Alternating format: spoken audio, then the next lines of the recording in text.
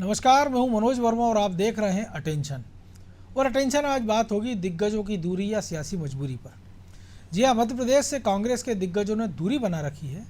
अब कुछ दिन ही पहले चरण के मतदान को बचे हैं और सिर्फ राहुल गांधी प्रदेश के दौरे पर आए हैं। वहीं बात अगर बीजेपी की करें तो पीएम मोदी, अमित शाह से लेकर जेपी नड्डा और राजनाथ लगातार प्रदेश का दौरा कर रहे हैं। प्रदेश में बीजेपी की स्थिति मजबूत है। इसके बावजूद बीजेपी के दिग्गज यहाँ जोर लगा रहे हैं, लेकिन कांग्रेस के दिग्गज दिलचस्पी नहीं दिखा रहे। ऐसे में अब सवाल उठ रहे हैं कि क्या कांग्रेस को एमपी से कोई उम्मीद नहीं रही है या फिर अपने गढ़ों को बचाने पर उनका ध्यान ज़्यादा है। आखिर कांग्रेस के दिग्गजों की दूरी के पीछे क्या सियासी मजबूरी है? आज इन्हीं सवालों के आसपास चर्चा करेंगे, लेकिन पहले रिपोर्ट देखिए।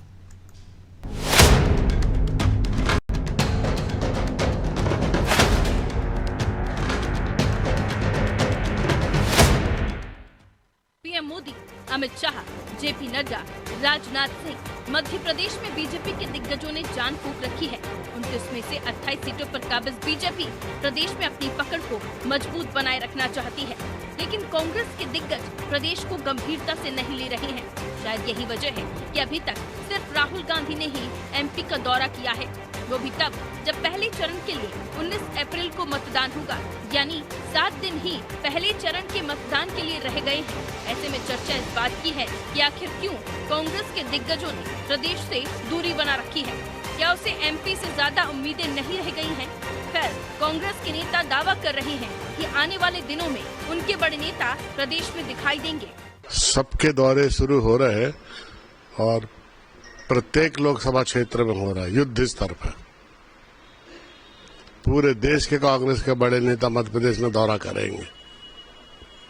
सबके टूर प्रोग्राम फाइनल हो रहे हैं। 2019 में कांग्रेस महज छिंदवाड़ा सीट ही जीत सकी थी। इसके बावजूद कांग्रेस के दिग्गज नेता प्रदेश में पार्टी की स्थिति मजबूत करने में दिलचस्पी नहीं दिखा रही है, जिस पर अब बीजेपी भी तंज कस रही है। बीजेपी दावा कर रही है कि वो प्रदेश में इस बार क्लीन स्वीप करने जा रही है।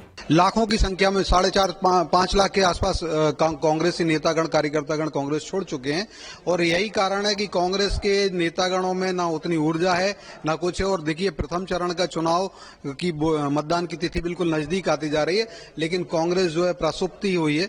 ना उनके कोई राष्ट्रीय नेता आ रहे हैं। राहुल गांधी जी आए थे तो उनके हेलीकॉप्टर का ईंधन खत्म हो गया। तो देखिए, पूरी तरीके से कांग्रेस निस्तेज हुई पड़ी हुई है।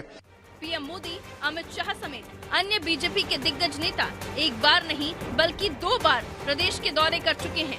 छिंदवाड़ा में शुक्रवार को बीजेपी के राष्ट्रीय अध्यक्ष जेपी नड्डा फिर हुंकार भरेंगे। इधर कमलनाथ, दिग्विजय सिंह समेत कांग्रेस के दिग्गज अपने गढ़ों में ही फंसे हुए हैं। ऐसे में बीजेपी पूरे प्रदेश को मोदीमय करने में जुटी हुई है। इसका फायदा उसे आने वाले चुनाव में मिल सकता है। ब्यूरो रिपोर्ट, अनादि टीवी।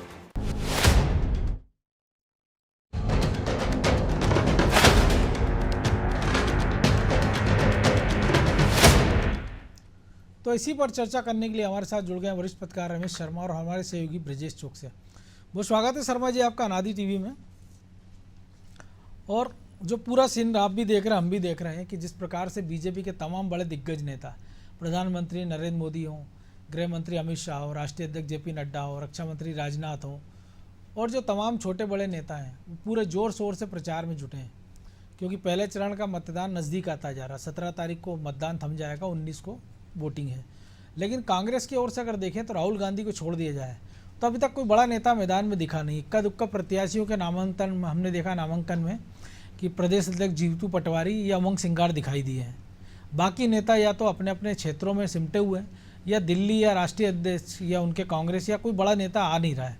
तो कारण क्या है कि पुरसाने हाल पे छोड़ दिया उन्होंने कि ठीक है, नतीजा उनको लग रहा है कि जो 2 चुनाव में आए हैं कमोवेश ऐसी रहने वाले हैं, तो यहाँ की जगह उन जगह ध्यान दिया जाए जहाँ कांग्रेस अपेक्षाकृत मजबूत है। देखिए, मोटे तौर में इसमें कोई शक नहीं कि कांग्रेस में इस समय थोड़ा ठंडक का माहौल है। निचले स्तर से लेकर के अगर आप ऊपर तक देखेंगे तो थोड़ी सी ठंडक लग रही है। कहीं ना कहीं कितने लोगों पर ये प्रश्न चिन्ह भी लगा हुआ है कि ये आज कल में कहीं ऐसा ना हो कि दल बदल कर लें, पार्टी छोड़ लें। तो ये जो ठंडक है और रणनीति के मामले में और आक्रामकता के मामले में भाजपा आगे दिख रही है। लेकिन कांग्रेस को एक बात ये जरूर लगती है कि जिस तरीके से उन्होंने विपक्षी गठबंधन बनाया और जैसे जैसे लोकसभा चुनाव समीप आए और जो घटनाक्रम हुए, वो घटनाक्रम चाहे उत्तर प्रदेश का मुख्तार का हो सकता है, संदेश खाली का हो सकता है, केजरीवाल का हो सकता है, इन घटनाक्रमों ने कहीं ना कहीं विपक्ष को एकजुट किया है। तो उनको ये लगता है कि अगर सारे विपक्ष के वोट एकजुट हो गए तो वो कुछ ना कुछ करिश्मा कर लेंगे। मध्य प्रदेश उसमें का राज्य है जहां कांग्रेस ही विकल्प के रूप में है, तो ऐसी स्थिति में ये उनको लगता है। दूसरा, जिस तरीके से टिकट बांटे गए हैं तो सारे के सारे जो प्रमुख हैं, जैसे कांतिलाल भूरिया के क्षेत्र में या राजगढ़ के क्षेत्र में, तो लोग, या कमलनाथ जी का बेटा लड़ रहा है, तो सारे वरिष्ठ नेता अपने अपने क्षेत्र में ही सक्रिय हैं और अपनी सीट को निकालने में हैं। तो मैं समझता हूं ये जो ठंडक है, इस ठंडक का कहीं ना कहीं निचले स्तर के कार्यकर्ताओं में भी थोड़ा सा असहजता का जो वातावरण है, अब उसको देखते हैं आने वाले समय में इसको किस तरीके से कांग्रेस दूर करती है।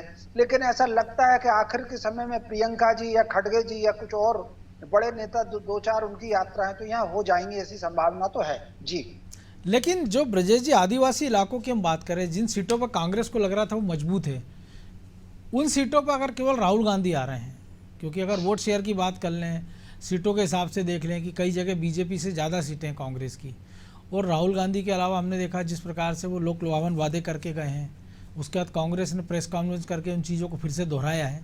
तो ऐसे में आपको नहीं लग रहा कि इसका ज़्यादा से ज़्यादा उपयोग कांग्रेस को इस मौके का कर लेना चाहिए था, या ऐसे नेता जिनके क्षेत्र में दूसरे तीसरे चरण में मतदान है उनको बीच बीच में एकाध एक जगह तो आसपास के क्षेत्रों में भेजा ही जा सकता है कि मान लीजिए किसी का मतदान तीसरे चरण में होना है और पहले चरण का मतदान अभी होना है 19 तारीख को, तो ऐसे उन नेताओं को भेजा जा सकता है, या जो जिनको प्रभारी बनाया गया कम से कम एक दो दौरे वो कर जाते। देखिए मनोज जी, दोनों ही पार्टियों की रणनीति अलग अलग है। यदि हम कांग्रेस की बात करें तो हो सकता है कांग्रेस ये चाहती है या ये मानकर चल रही हो कि उसको जहाँ पे सफलता मिल सकती है वहाँ पे उसको पूरी ताकत लगाना चाहिए, इसलिए जो आला कमान है उसका राष्ट्रीय स्तर का नेता वो वहाँ पर ज़्यादा जोर दे रहा हो। जो संभावनाएं उनको मध्य प्रदेश में लग रही हैं, जो 3-4 सीटों पर वहाँ पर फोकस एक बार राहुल गांधी कर गए, प्रियंका गांधी का दौरा हो सकता है। अब आपने कहा कि मध्य प्रदेश में और नेता, यदि आप जीतू पटवारी की बात करें तो अभी वो इतने वैसे नेता नहीं है, मास लीडर नहीं है कि वो उनके आधार पर कोई मतदान कर सके या वोटर को प्रभावित कर सके। दिग्विजय सिंह की हम कह सकते हैं प्रदेश अध्यक्ष जाएगा तो वोटर ना सही अपना कार्यकर्ता उसको तो वो मोटिवेट करता है, एग्जिट कर सकता है निश्चित तौर पर। लेकिन उसके पीछे एक जो दिक्कत है जो शर्मा जी ने भी बताई कि कांग्रेस बड़ी परेशानी में है, वो असमंजस में है कि कहीं ऐसा ना हो कि उसके कार्यकर्ता वो जाते हैं, मोटिवेट किसको करें। मालूम चलता है कि 200-300 लोग वहाँ से पलायन कर जाते हैं, बीजेपी में शामिल हो जाते हैं। तो एक तो उन कार्यकर्ताओं को साधने, नेताओं को साधने के चक्कर में उलझी हुई है, दूसरा वो रणनीतिक रूप से तय नहीं कर पा रही है, या वो जीतू पटवारी अकेले तय नहीं कर पा रहा है, या समाजवादी पार्टी से खजुराहो का ही उदाहरण ले हम तो वहाँ अभी तक वो तय नहीं कर पाए हैं कि किसको हम समर्थन देना है। समाजवादी पार्टी ने जिसको समर्थन दे दिया था, कांग्रेस उस पर एकमत नहीं हुई, तो आप देखिए कि 24 घंटे से पहले ही उन्होंने समर्थन वापस ले लिया। अब समाजवादी पार्टी और कांग्रेस में समन्वय नहीं बन पा रहा है। दूसरी तरफ हम बीजेपी की रणनीति देखते हैं कि उनको लग रहा है कि खजुराहो आसानी से आ सकती है, लेकिन उसके बावजूद उनके केंद्रीय नेता अमित शाह जैसे रणनीतिकार वहाँ पे आप देखिए सवाल लेते हैं, वहाँ पे पूरी ताकत लगाए हुए बीजेपी, नामांकन में स्मृति ईरानी आती हैं। तो आप देखिए बीजेपी की और कांग्रेस की रणनीति में अलग अलग अंतर है। एक तरह से वो कांग्रेस चाहती है कि जिस तरह से मध्य प्रदेश में उसको जहां संभावनाएं लग रही है वहां फोकस कर रही है, और बीजेपी को जहां संभावनाएं लग रही हैं वहां भी वो एक तरह से 1 पॉइंट भी, या हम कह सकते हैं 0.9 पॉइंट भी वो नहीं छोड़ना चाहती कि हाँ कोई चूक हो जाए, बल्कि वो लीड का मार्जिन बढ़ाने की दिशा में जा रही है कि हमें सर्वाधिक। चाहे गुजरात की हम बात कर लें, गुजरात में इस बात की लड़ाई नहीं हो रही मनोज जी कि जीतेंगे या नहीं, उस बात की लड़ाई हो रही है कि 5 लाख से अधिक जो सीटें हमने पिछली बार 2 लाख से जीती थी वो 5 लाख से जीतना चाहिए, 5 लाख वाली 7 लाख से जीतना चाहिए। तो ये जो अंतर करने की कोशिश है वही हम खजुराहो में देख रहे हैं, वही हम मध्य प्रदेश में देख रहे हैं कि शिवराज सिंह चौहान हो या भोपाल की सीट हो, या हम देख रहे हैं कि अन्य सीटों हो, चाहे गुना की सीट हो, एक तरह से एक अलग कंपटीशन दिख रहा है। वहां कांग्रेस से मुकाबला नहीं दिख रहा है मनोज जी, मुकाबला यह दिख रहा है कि सर्वाधिक लीड कौन ले सकता है। तो उस रणनीति पर बीजेपी काम कर रही है, और कांग्रेस की जो रणनीति है, यदि दिग्विजय सिंह की बात करें तो वो अपने घर में घिरे हुए हैं, कमलनाथ की बात करें कि यदि वो कहीं प्रचार करने जाएंगे और किसी को वोट दिला भी सकते हैं, लोगों में जोश भर सकते हैं और मतदाताओं को प्रभावित कर सकते हैं, तो वो अपने घर में घिरे हैं। दिग्विजय सिंह अपने घर में घिरे हुए हैं, पैदल यात्रा कर रहे हैं। तो अब आप कांग्रेस के पास बचा कौन नेता? सुरेश पचौरी बीजेपी में आ ही चुके हैं, ज्योतिरादित्य सिंधिया पहले ही आ चुके थे। अब कोई ऐसा नेता नहीं है जो पूरे प्रदेश में प्रचार कर सके। या कह सकते हैं कि दूसरा कारण ये है कि कोई समन्वय नहीं है कि अरुण यादव को जिम्मेदारी दे दी जाए, अजय सिंह राहुल भैया को जिम्मेदारी उनको तो दी जाए। टिकट लायक ही नहीं समझा पार्टी हाँ, ने। तो आप सोचिए कि यदि उनको जिम्मेदारी देंगे तो कहीं ना कहीं ये लगेगा कि सफलता मिलती है तो उनको भी श्रेय जाएगा कि उन्होंने मेहनत की है। तो जो एक अंतर्द्वंद चल रहा है कांग्रेस में कि मान लो सफलता मिलती है, 1 सीट से 2 सीटें बढ़ती हैं, तो जीतू पटवारी के खाते में जाना चाहिए, उसका श्रेय कोई अरुण यादव, अजय सिंह या कोई अन्य नेता ना ले जाए। तो मुझे लगता है ये भी एक चूक है, समन्वय नहीं है पार्टी के अंदर, इस वजह से जिम्मेदारियों का विभाजन नहीं हो पा रहा है। यदि रीवा बिंद में आप सोचो कि अजय सिंह को जिम्मेदारी दे दी जाए, वो लगातार सभाएं की, पहले नहीं किया उन्होंने, बाकायदा यात्रा निकाली। लेकिन कमलेश और उनके रिश्ते कैसे, वो किसी से छुपे नहीं है ना। तो यही परिस्थिति है ना, कांग्रेस चाहकर भी कुछ नहीं कर, प्रदेश नेतृत्व कुछ करना नहीं चाहता, केंद्रीय आलाकमान सोच रहा है कि जहां पे उसको मुफीद लग रही है, जहां संभावना है उसकी सीट बढ़ने की, वहां फोकस किया जाए, यहाँ पे अपनी एनर्जी क्यों खर्च की जाए। दूसरी तरफ बीजेपी की, दोनों की रणनीति में मैंने कहा ना जमीन आसमान का अंतर है। एक सीटें बढ़ाने की कोशिश कर रहे हैं, एक मार्जिन की बात करते हैं, एक विपक्ष का हक जानने की बात करें, विपक्ष का नेता बन जाए, उतनी सीटें जाएं, बीजेपी की सीटें कम हो जाएं, और एक पार्टी सोचती है कि हम 400 भी पार चले जाएं। तो दोनों की रणनीति में अंतर है ना। तो इसी रणनीति के हिसाब से मुझे लगता है कि कांग्रेस यहाँ चूक कर रही है, उससे ताकत लगानी चाहिए, खाली मैदान नहीं छोड़ना चाहिए। लेकिन फिलहाल तो खाली मैदान छोड़ते दिख रहे हैं। देखिए केंद्रीय नेताओं से लेकर तमाम नेताओं, हमने अपनी रिपोर्ट में दिखाया, आपने भी जिक्र किया कि लगातार बीजेपी के नेता दौरे कर रहे हैं। प्रधानमंत्री के 2 दौरे अभी से निर्धारित हो गए हैं, तीसरे चरण में हो सकता है और ज्यादा दौरे हो जाएं। लेकिन राहुल गांधी का, प्रियंका गांधी का सिर्फ एक दौरा हुआ, प्रियंका गांधी की सिर्फ चर्चा है। लेकिन कांग्रेस के बाकी नेता कहां हैं? क्या उनके पास ऐसे लीडर नहीं है? निश्चित तौर पर आ सकते हैं, लेकिन ऐसी कोई रणनीति दिख नहीं रही है। कांग्रेस अंदर ही अंदर मुझे लगता है उलझी हुई है। तो शर्मा जी, एक और चीज हम देख रहे हैं कि अगर हम छिंदवाड़ा की बात करें तो कमलनाथ अकेले किला लड़ा रहे हैं। हो सकता है उनको एक कॉन्फिडेंस हो कि उनको किसी लीडर की जरूरत नहीं दिल्ली के। यही बात हम देख रहे हैं कि दिग्विजय सिंह के साथ है। इसके उलट हम देख रहे हैं कि खजुराहो, जो ब्रजेश ने भी जिक्र किया, कोई कॉम्पिटिटर सामने नहीं है। लेकिन वहाँ भी अगर स्मृति ईरानी भी आ चुकी हैं, वहाँ पर हम देख रहे हैं अमित शाह भी आए हैं। अब हम देख रहे हैं छिंदवाड़ा की बात करें, मुख्यमंत्री डॉक्टर मोहन यादव लगातार वहाँ दौरे कर रहे हैं। इसके बाद जेपी नड्डा वहाँ पहुँचने वाले हैं। कैलाश विजयवर्गीय को वहाँ जिम्मेदारी दे दी गई समन्वय बनाने की, नीचे तक काम करने की। जो जितनी तोड़फोड़ हो सकती थी वहाँ, चाहे महापौर की हो, चाहे वो विधायक को लाना हो या छोटे कमलनाथ के करीबी नेताओं को लाना हो, वो सब में पार्टी जुटी है। तो एक तरफ पार्टी अपने जो कमज़ोर किले हैं उसको मजबूत कर रही है, और विपक्ष का जो मजबूत किला उसको कमजोर करने में पूरा ताकत झोंक रही है। प्रदेश नेतृत्व भी, केंद्र का भी। राजगढ़ में भी जिम्मेदारी दे दी है नरोत्तम मिश्रा, नरोत्तम मिश्रा को राजगढ़ भेज दिया है। खुद वहाँ पर हमने देखा है कि वीडी शर्मा एक रात गुजार के आए थे उनके विधान लोकसभा क्षेत्र में, आवन गाँव में। और अभी हम देख रहे हैं कि लगातार बीजेपी के तमाम बड़े नेता वहाँ मोर्चा संभाले हैं, खुद मुख्यमंत्री लगातार दौरे कर रहे हैं। तो एक तरफ कांग्रेस अपने गढ़ में उलझी हुई है और वो गढ़ भेदने में लगे हैं, और दिल्ली से कोई सपोर्ट नहीं मिल रहा है। तो शायद दिल्ली वालों को भी लग रहा होगा कि ठीक है, आप अगर इतने बड़े छत्रप हैं मध्य प्रदेश के और आप लगातार 3-4 दशक तक यहाँ कब्जा किए थे सारी सल्तनत पे, तो इस बार आपकी भी अग्नि परीक्षा हो जाए। देखिए, कुल मिलाकर के ये बिल्कुल आपने ठीक कहा, ब्रजेश जी ने भी लगभग ठीक समीक्षा की है। कांग्रेस में इस समय अगर आप देखेंगे तो लीडरशिप मध्य प्रदेश के स्तर की हो या दिल्ली के स्तर की हो, आपस में कोऑर्डिनेशन नहीं बचा, और कोई नामवर नेता ऐसा नहीं है जिसके नाम पर इकट्ठी हो। अगर खड़गे साहब को भी देखें तो उनके कुछ बयान बीच में ऐसे आए हैं जिन बयानों को भाजपा ने खूब सारा प्रचार किया। तो वो जो इस तरीके से ना तो राष्ट्रीय स्तर पर उनके पास कोई अच्छा नामवर नेता बचा, न मध्य प्रदेश में कोई नामवर नेता बचा है, और जो नेता बचे हैं कहीं ना कहीं उनको अपनी स्थिति मजबूत करने के भी कहीं ना कहीं संघर्ष है। इसलिए अरुण यादव जी को और अजय राहुल जी को उसमें शामिल नहीं कर रहे कुल मिलाकर के। तो ये जो स्थिति है, जैसे आगे हमने परिवर्तन ही देखा, प्रदेश कांग्रेस कार्यालय में परिवर्तन देखा, मीडिया विभाग में परिवर्तन देखा, तो ये परिवर्तन कहीं ना कहीं ऐसे लग रहे हैं, या एंड टाइम पर युवक कांग्रेस से वो जो भूरिया को हटा देना या विक्रांत भूरिया को, हाँ, तो ये जो सारे के सारे परिवर्तन दिख रहे हैं, ये कहीं ना कहीं अभी कांग्रेस के भीतर कुछ ना कुछ चल रहा है, दिल्ली स्तर पर भी चल रहा है और यहाँ के स्तर पर भी चल रहा है। इसके कारण दिख रहा है भारतीय जनता पार्टी बिल्कुल सही है, वो अपनी सीटों की मार्जिन बढ़ाने में और सीट की संख्या बढ़ाने में मोटे तौर पर लगी हुई है। तो इसके अलावा भी अगर आप देखें तो विपक्ष के बीच में कहीं ना कहीं कुछ मुद्दों को लेकर के भी अभी हमने सारे के सारे घोषणा पत्र देखे, तो इन सारे घोषणा पत्र में कई ऐसी बातें हैं जो एक दूसरे से मैच नहीं कर रही है। तो कुल मिलाकर के विपक्ष के भीतर एकजुटता का भी अभाव है।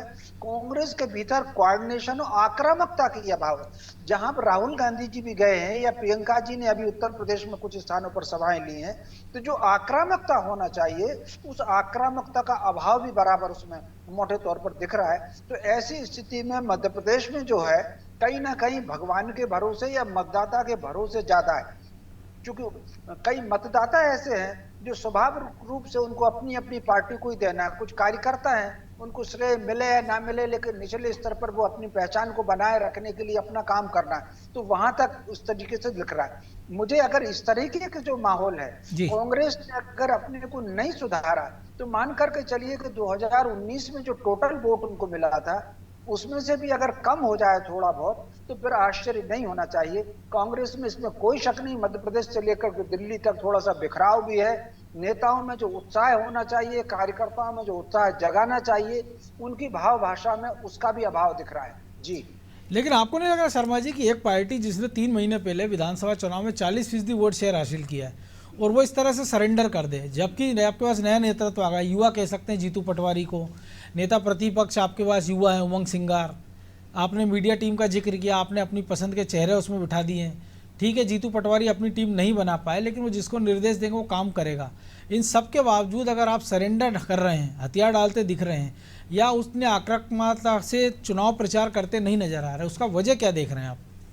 देखिए, उसका कारण ये है कि विधानसभा चुनाव में ये ठीक है कि उनको सीटें कम मिली, लेकिन वोट का प्रतिशत अगर आप देखेंगे तो 2018 की तुलना में बिल्कुल मामूली सा आधा चौथाई % कम हुआ है। इस स्थिति के तहत उनको ये जो यहाँ से वहां तक सारे परिवर्तन कर रहे हैं, इस सारे परिवर्तन को अभी उनको अपनी फाइल में रखना था और अघोषित रूप से कार्यकर्ताओं को संदेश देना था कि लोकसभा चुनाव और लड़ लो, उसके बाद अपन परिवर्तन करेंगे।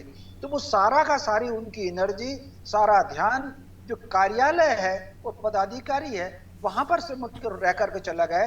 जनता के बीच में क्या जाना चाहिए वो चीज नहीं जा रही। सबसे बड़ी बात अगर आप देखेंगे मनोज जी, पिछले कुछ दिनों में जो भाजपा की सबसे बड़ी ताकत है, सबसे बड़ी ताकत भाजपा की यह है कि उसने कांग्रेस को कहीं ना कहीं एक तुष्टीकरण पर और अल्पसंख्यक बात पर खड़ा कर रखा है। अभी जो उनका घोषणा पत्र आया है, अगर समाजवादी पार्टी दूसरों को करने देते, कांग्रेस उस मुद्दे को टच ही नहीं करती, ना इधर का टच करती ना उधर टच करती। तो कुल मिलाकर के ये जो है, तो उन्होंने विधानसभा चुनाव के परिणाम से सबक लेकर के, पिछली चीजों को सबक लेकर के भविष्य की रणनीति तैयार नहीं की। ये तो ठीक है कि उनके नेता मंदिर भी जाने लगे और टीका भी लगाने लगे और कथाएं भी कराने लगे, लेकिन कहीं ना कहीं वो जो एक आधारभूत वैचारिक अवदान है, उस वैचारिक अवदान पर कांग्रेस दाएं बाएं नहीं दिख रही, जो भाजपा को सबसे बड़ी ताकत है। तो मुझे जो लग रहा था कि कांग्रेस को ये सारे परिवर्तन करने से एक आध व्यक्ति को कर देते, जो ओवरऑल उन्होंने बदल दिया, मीडिया से लेकर के तीनों चारों पद, एक आध किसी को बदल करके बाकी सबको संदेश में रखते कि बदलेंगे, तो इतना दल बदल नहीं होता।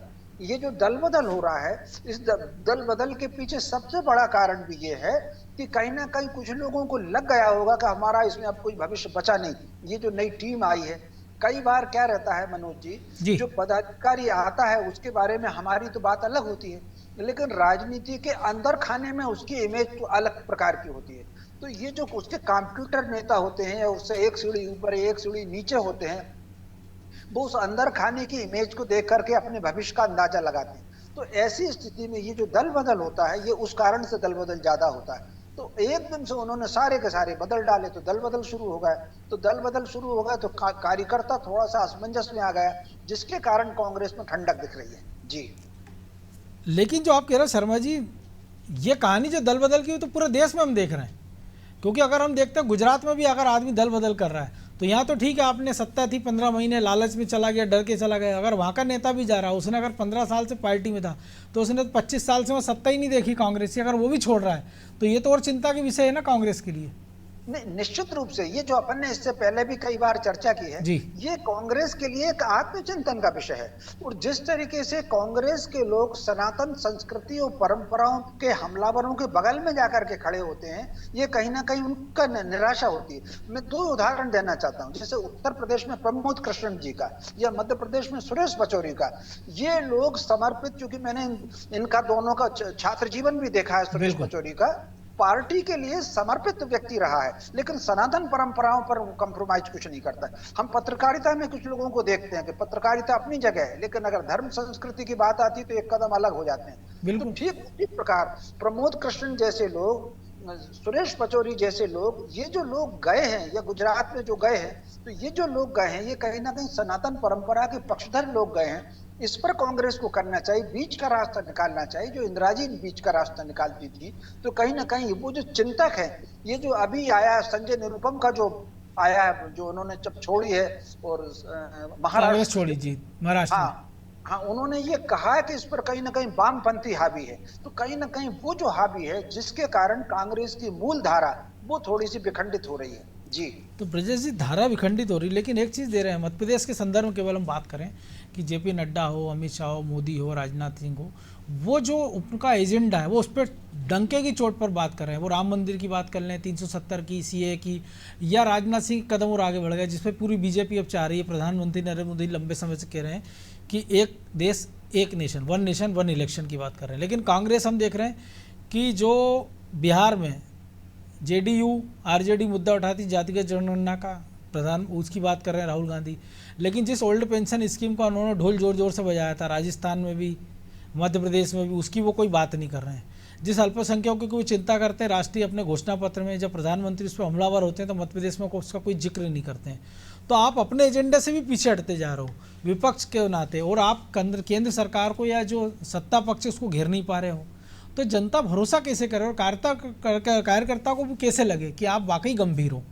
निश्चित तौर पर ये सबसे बड़ा दुर्भाग्य है कि कांग्रेस अपने एजेंडे से भटक गई है मनोज जी। वो धर्मनिरपेक्षता की बात करती थी, लेकिन उसको लगा कि देखिए राम मंदिर करके धर्म की बात कर कर बीजेपी कहाँ से पहुँच गई है, 2 से वो 303 पर पहुँच गई है। तो कांग्रेस को लगता है कि वो एक वर्ग की बात करती थी या वो धर्मनिरपेक्षता की बात करती थी, और जो शर्मा जी कह रहे हैं कि जो कांग्रेस के लोग ही कहने लगे हैं, हम भले ही छोड़ने के बात कह रहे हों, ये सब लगता भी है कि कम्युनिस्टों का कब्जा हो गया है कांग्रेस पे। तो शायद इसी वजह से कांग्रेस जो अपना मूल जो गांधीवादी विचारधारा को लेकर बढ़ती थी कि सबको साथ लेकर चलेंगे, वो नारा आप देखिए, सबका साथ सबका विकास की बात कौन कर रहा है आज की तारीख में? नरेंद्र मोदी कर रहे हैं, और वो दिख भी रहा है, चाहे प्रधानमंत्री आवास हो, चाहे एक लाइन और जोड़, सबका विश्वास हासिल करने की कोशिश कर रहे हैं। तो यदि आपने एजेंडे की बात की है तो बीजेपी अपने एजेंडे से नहीं भटकी मनोज जी। देखिए राम मंदिर का उनका मुद्दा था, सॉल्व हो गया, 370 का मुद्दा था, सॉल्व कर लिया, विकास भी साथ साथ चल रहा है उनका, धर्म के साथ साथ भी चल रहा है, और जो वन नेशन वन इलेक्शन का एक नया वो लेकर आए हैं, ये पहले भी उनके एजेंडे में था, लेकिन अब जब एक के बाद एक अपना एजेंडा पूरा करते जाएंगे तो अगले एजेंडे पर कदम बढ़ाओगे, नया क्या करोगे? जब आपको ऊपर जाना है तो एक के बाद एक सीढ़ी चढ़ोगे, 2 सीढ़ियां आप चढ़ चुके हैं, दो आपने हल कर लिए हैं, तो बाकी तीसरे पर जाओगे, तीसरे के बाद चौथे पर जाओगे। तो निश्चित तौर पर वन नेशन वन इलेक्शन अगला एजेंडा है, तो वो अपने एजेंडे पर चल रहे हैं, और जब वो पूरा कर रहे हैं तो जनता उन पर भरोसा कर रही है। अब कांग्रेस की स्थिति क्या है? कांग्रेस डगमगाई हुई है, उसको लगता है ओपीएस से हम जीत जाएंगे, 3-4 राज्यों के चुनाव होते हैं, उनको लगता है यार वो तो हमको वोट ही नहीं मिले, उससे वो मुद्दा कोई कारगर नहीं है, तो वो उसको किनारे पर रख देते हैं। ये मुद्दा बीजेपी ने हमने देखा है कि राम मंदिर की वजह से उनको लगता था नुकसान भी होता है कई बार भी, लेकिन उन मुद्दों को किनारे नहीं रखा, उनने लड़ते रहे, इसलिए भरोसा रहा उन पर। क्योंकि आप वोट के लिए आज बात करते हो, जब जातिगत जनगणना की आप बात करते थे, आपके शीर्ष नेता दिवंगत नेता राजीव गांधी से लेकर आपकी पूरी पार्टी विरोध करती थी। इंदिरा गांधी का तो नारा था, शर्मा जी को बेहतर याद है कि तो आप देखिए, अब जब आपको लग रहा है तो जनता मूर्ख नहीं है, पढ़ी लिखी जनता है, और आज की तारीख में सोशल मीडिया का दौर है, सब कुछ सब पता है कि तब आप क्या थे और आज आप जातिगत जनगणना की बात क्यों कर रहे हो। इसका फायदा आपको बिहार में और उत्तर प्रदेश में मिल सकता है, जहां पे जातियों के आधार पर बटी हुई है, लेकिन बीजेपी एक धर्म का छाता लेकर आई है, तमाम जातिवाद, जो आज अमित शाह ने भी कहा है कि मोदी जी आए हैं, उनने जातिवाद खत्म कर दिया, भ्रष्टाचार खत्म कर दिया, वंशवाद खत्म कर दिया। तो वो दिख रहा है ना आपको कि आप जाति के आधार पर लड़ाने की कोशिश कर रहे हो, आप वोट चाहते हो, तो वो मुद्दों से भटक रही है। उनको लगता है कि अल्पसंख्यक मजबूरी है, उनको तो वोट देंगे, तो आप अल्पसंख्यकों के हित की बात नहीं कर रहे हैं, अपने एजेंडे में नहीं लग रहा है, क्योंकि मोदी जी ने हम पे हमलावर हो गए कि आप तुष्टीकरण की राजनीति करते हो उनके पक्ष में। तो आपके पुराने बयान जो हैं, आप कह सकते हो उनको एक तरह से राजनीतिक बयान दे, कोई पुराने पाप हैं आपके, कि आपके पूर्व प्रधानमंत्री जब तत्कालीन प्रधानमंत्री थे, कहते थे अल्पसंख्यकों का पहला अधिकार है संसाधनों पर, तो आप खुद भेदभाव कर रहे थे ना, आप तुष्टीकरण कर रहे थे। रिपोर्ट थी सच्चर कमेटी की, आप तुष्टीकरण कर रहे थे, आप कहते कि भाई सरकारी संसाधन सबका अधिकार है उस पर, यदि अस्पताल सरकारी है तो आप क्या कहेंगे कि वहां पे पहले अल्पसंख्यक जाएगा, उसका इलाज करेगा डॉक्टर, सबका इलाज करेगा ना, जो बीमार होगा, जिसको जरूरत होगी। तो ये सरकार का दायित्व है। लेकिन अब आपको लगता है कि साहब इस वजह से हम पीछे रह गए, तो आप मुद्दों को बदल रहे हैं। आप अपनी विचारधारा पे, जिस आधार पर आपकी पार्टी का गठन हुआ था, आप उस पर नहीं चल रहे हैं। तो मुझे लगता है नया निजाम जो कांग्रेस का है वो निश्चित तौर पर कम्युनिस्टों के कब्जे में चला गया है। इसलिए जो छटपटाहट दिख रही है, जो मध्य प्रदेश का निजाम है वो उसके यहाँ तो कम्युनिस्ट है नहीं। देखिए, मध्य उनको प्रदेश किसी के ने निजाम रोक की हम रखा है। बात करें तो मध्य प्रदेश के निजाम की भी कहां चल पाई। कमलनाथ की हम बात करें तो उन्होंने बकायदा राम मंदिर को लेकर अलग विचारधारा पर चल रहे थे। वो हनुमान भक्त के बकायदा आप देखिए कि पीसीसी में इससे पहले कभी हुआ क्या? पीसीसी में उन्होंने बकायदा जमीनी नेता था, उनको पल्स पता था ना। सुंदरकांड पाठ कराया उन्होंने, हमने हनुमान चालीसा का पाठ कराया। जिला अध्यक्षों को, जिला कमेटियों को पहली बार पीसीसी से कोई निर्देश जारी हुए थे मनोज जी कि आप हनुमान जयंती पे किस तरह से आयोजन करें। ये कभी कांग्रेस ने आपने देखा? तो कांग्रेस के नेता, मध्य प्रदेश के नेता जो नब्ज समझ रहे थे, जो माहौल समझ रहे थे, आप उनकी सुन कहां रहे हो? आप तो अपनी राह लप रहे हो। तो इसलिए जब आप सनातन के विरोध में जा रहा हो, उनको अपना राजनीतिक भविष्य चौपट दिख रहा है, उनकी सुनवाई नहीं हो रही, अपमानित महसूस हो रहे हैं, तो वो निश्चित तौर पर पलायन करेंगे। सुरेश पचौरी जैसे लोग वो जाएंगे, उनको लगता है कि जहां उनकी सुनवाई हो सकती है, जहां सम्मान हो सकता है, वहां जा रहे हैं। क्योंकि जनता में तो नेता को जवाब देना पड़ता है। हर 5 साल में उसको जनता के बीच में जाना पड़ता है, उसके हर 5 साल में परीक्षा होती है। जब जनता मुद्दे उठाती है, आज की तारीख में पहले नेताओं से थोड़ा वो भी रखती थी, शर्म हया भी रखती थी, सामने नहीं बोलता पब्लिक। आज की तारीख में आप दरवाजे वोट मांगने जाते हो मनोज जी, चाहे वो कितना ही बड़ा नेता हो, उसको मुंह पे सुना देती है पब्लिक। तो उसको पता है ना कि जो वादे आपने किए थे, अगर उसको आप पूरा नहीं कर रहे, और कल को ये नहीं पता आज वोट आप किस पार्टी से मांगना है और कल किससे आ जाओ। बिल्कुल। तो जब उनमें शर्म नहीं बची तो पब्लिक क्यों लिहाज करेगी। बहरहाल वक्त इतना ही था। बहुत धन्यवाद शर्मा जी आपका। तो निश्चित तौर पर दिग्गजों की दूरी है या सियासी मजबूरी है, लेकिन कांग्रेस से बड़े धर्म संकट के दौर से गुजर रही है, क्योंकि प्रदेश के जो बड़े नेता हैं वो अपने अपने निर्वाचन क्षेत्रों में या अपने अपनों के निर्वाचन के लिए वो उलझे हुए हैं। और जो दिल्ली की लीडरशिप है वो उसने शायद मध्य प्रदेश को उसके पुरसाने हाल पर छोड़ दिया है। क्योंकि एक तरह से हम अभी तक का जो पहले चरण के चुनाव के पहले जो हम स्थितियाँ देख रहे हैं, तो ऐसा लग रहा है कि एक फॉर्मेलिटी के लिए कांग्रेस के दिल्ली के जो बड़े नेता वो मध्य प्रदेश के दौरे पर आ रहे हैं। लेकिन अगर इसी एटीट्यूड के साथ, इसी अप्रोच के साथ अगर कांग्रेस पूरे चुनाव में गई, तो लगता नहीं है कि जो नतीजे हैं वो 2014 या 2019 के इतर आएंगे। अटेंशन में आज इतना ही। मुझे दीजिए इजाज़त और आप देखते रहिए अनादि टीवी। नमस्कार।